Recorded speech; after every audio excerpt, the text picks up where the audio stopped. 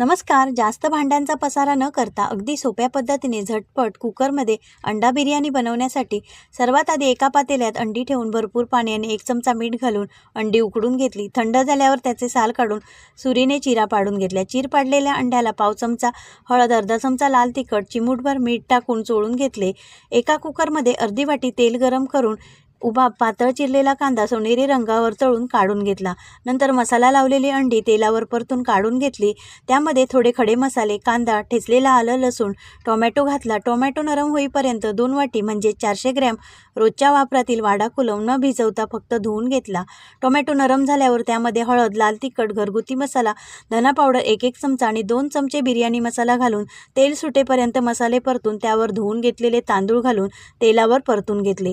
तांदळाच्या दुप्पट पाणी, चवीपुरते मीठ घालून कुकरच्या 2 शिट्ट्या करून घेतल्या. मस्तपैकी अंडा बिर्याणी तयार.